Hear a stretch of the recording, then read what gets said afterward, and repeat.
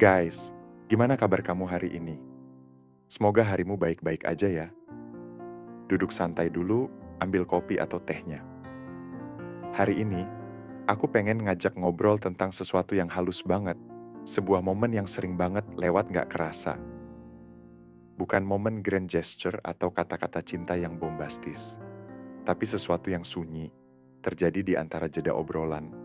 Atau dalam sebuah cerita yang seolah biasa aja. Pernah gak sih ngerasain ada satu titik di mana sesuatu berubah?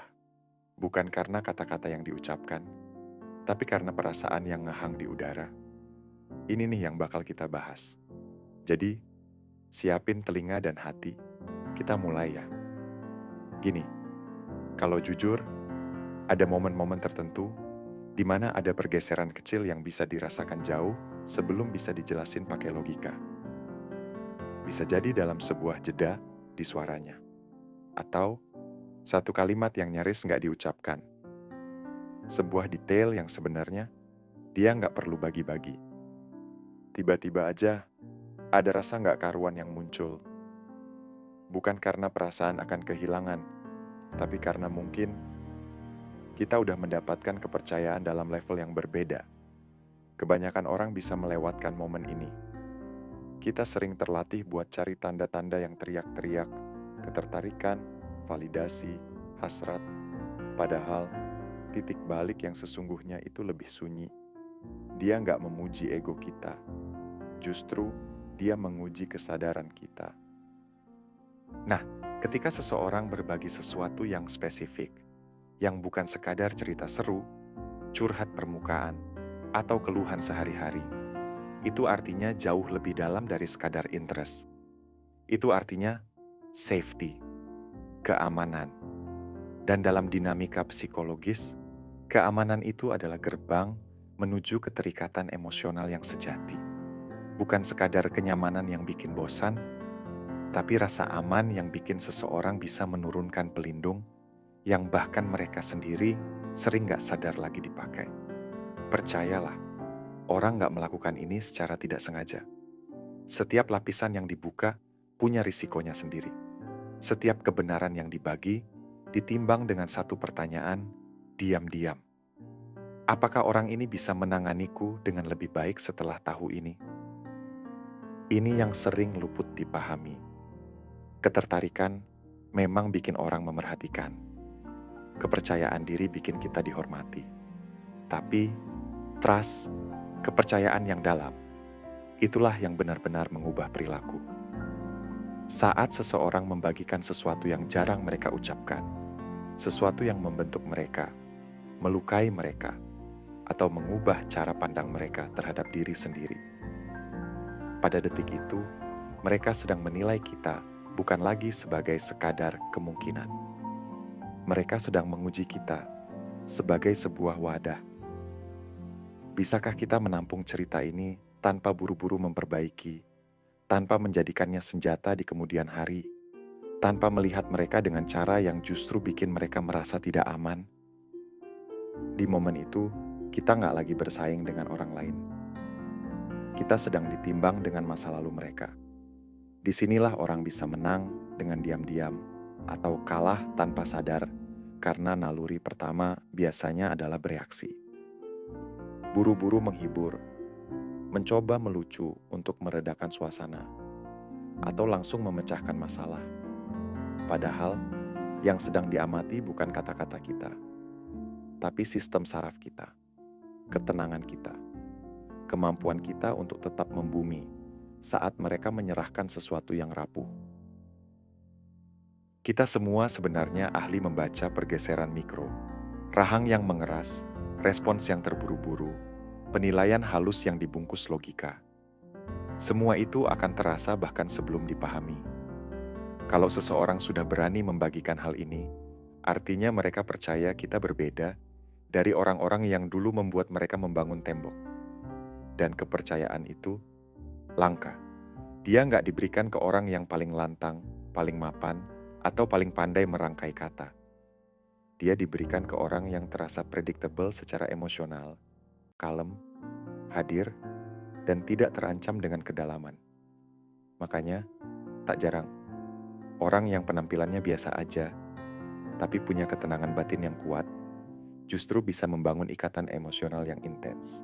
Sementara yang serba ada dan tampak sempurna, malah tetap dijaga jaraknya. Paham ya, saat seseorang membuka pintu ini, mereka sedang mengajak kita masuk ke dunia dalam mereka. Bukan untuk menaklukkannya, bukan untuk mengontrolnya, tapi untuk menghormatinya. Dan jika kita berhasil, akan ada perubahan halus yang terjadi. Mereka mulai mengecek kondisi kita secara emosional. Mereka menghargai reaksi kita. Mereka merujuk kembali percakapan yang sudah lewat. Kepercayaan mereka mulai membentuk kembali ketertarikan mereka. Di titik itu kita bukan lagi mengejar chemistry semata, kita mulai menjadi significant. Dan significance, kebermaknaan, adalah tempat di mana kekuatan yang sesungguhnya hidup. Oh iya, biasanya momen berbagi ini jarang yang dramatis. Gak selalu disertai tangis. Kadang, dia terdengar santai, nyaris seperti selingan. Satu kalimat yang diselipkan di antara tawa, sebuah memori yang disebut tanpa penekanan. Tapi, bobot emosional di baliknya itu berat. Dan mereka mengawasi dengan saksama. Apakah kita bisa merasakan bobot itu? Disinilah psikologi bekerja dalam kesunyian. Apa yang dibagikan itu penting, tapi bagaimana kita menerimanya yang menentukan segalanya. Banyak yang mengira ikatan dibangun lewat ketertarikan dulu, baru kepercayaan. Pada kenyataannya, seringkali justru keamanan emosional lah yang menciptakan ketertarikan. Saat seseorang bercerita tentang ketakutan yang belum sembuh, kesalahan masa lalu yang masih mereka sesali, atau pola yang memalukan untuk diulang, mereka sedang mengambil risiko. Mereka memaparkan versi diri yang bisa saja menurunkan nilai mereka di mata kita. Setidaknya begitulah yang ditakuti alam bawah sadar mereka. Kalau kita menangani momen itu dengan kekuatan yang tenang, sistem saraf mereka akan rilaks. Dan ketika sistem saraf seseorang rilaks di dekat kita, keterikatan mulai terbentuk. Inilah sebabnya reaksi berlebihan justru mematikan momentum. Penghiburan yang berlebihan bisa terasa merendahkan. Analisis berlebihan terasa menginvasi. Diam tanpa kehadiran terasa seperti penarikan diri. Keseimbangannya memang halus. Kita mengakui tanpa menginterogasi. Kita memvalidasi tanpa mendramatisir. Kita tetap membumi tanpa menjadi dingin. Ini menyampaikan sesuatu yang sangat kuat, bahwa kita tidak kewalahan dengan kedalaman, tidak terancam dengan kompleksitas, dan tidak membutuhkan mereka untuk menjadi sempurna agar tetap tertarik. Realisasi itu sendiri sudah membedakan kita dari kebanyakan orang lain yang mereka kenal. Ini kebenaran yang mungkin sedikit tidak nyaman. Saat seseorang membagikan hal ini, mereka juga sedang memutuskan seberapa besar pengaruh kita terhadap emosi mereka ke depannya. Bukan dengan cara manipulatif, tapi secara alami. Manusia cenderung membiarkan orang yang dipercayainya mempengaruhi dirinya lebih dalam. Kalau mereka tidak peduli, mereka tidak akan mengambil risiko membuka tirai. Indifference, sikap acuh tak acuh, tidak akan membuka pintu. Rasa ingin tahu dan rasa amanlah yang membukanya. Setelah momen ini, mungkin akan terlihat pergeseran halus. Mereka menjadi lebih jujur, bukan hanya lebih baik. Mereka mungkin lebih terbuka, berbeda pendapat. Mereka mungkin menunjukkan suasana hati yang biasa mereka sembunyikan. Itu bukan kemunduran, itu kemajuan. Artinya mereka tidak lagi merasa perlu untuk berperform. Performa adalah untuk mendapatkan persetujuan. Keaslian diri adalah untuk koneksi. Dan koneksi adalah tempat di mana kesetiaan mulai berakar. Banyak yang tanpa sadar merusak tahap ini dengan mencoba menguncinya. Buru-buru menuntut label, mendorong kepastian, mencoba mengubah kedekatan emosional menjadi kontrol. Tapi, kedekatan emosional tidak ingin dikurung. Dia ingin dihormati. Semakin kita memberi ruang untuk seseorang menjadi dirinya sendiri tanpa konsekuensi negatif, semakin mereka memilih kita secara sukarela. Pilihan adalah fondasi dari hasrat. Kewajiban justru membunuhnya. Paham baik-baik ya. Saat seseorang berbagi cerita pribadi, mereka tidak meminta kita untuk memperbaiki mereka. Mereka hanya bertanya, bisakah kita melihat mereka tanpa berpaling? Itu saja. Dan jika kita bisa, sesuatu bergeser dalam persepsi mereka. Kita menjadi orang yang membuat mereka bisa bernapas lega. Orang yang tidak perlu mereka lengkapi dengan zirah pertahanan. Orang yang kehadirannya terasa stabil, bukan menstimulasi kekacauan. Di tahap ini, kita sudah mendapatkan sesuatu yang jarang dicapai oleh banyak orang. Bukan eksklusivitas, bukan kontrol. Tapi emotional credibility, kredibilitas emosional.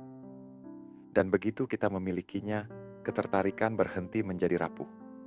Dia menjadi berakar. Dan ketertarikan yang berakar tidak hilang saat kegembiraan mereda. Dia justru menguat. Oke, mungkin sampai sini dulu obrolan kita. Panjang banget ya. Tapi intinya, semua bermula dari momen sunyi itu. Saat kita diberi kepercayaan untuk menyimpan cerita yang rapuh. Bagaimana kita meresponsnya? Itu yang menulis bab selanjutnya. Kalau ada yang dirasa relate atau punya pemikiran lain sambil minum kopinya, bisa banget lanjutkan obrolan ini di kolom komentar. Aku bakal baca. Sampai jumpa di obrolan berikutnya. Jaga diri dan jaga hati ya.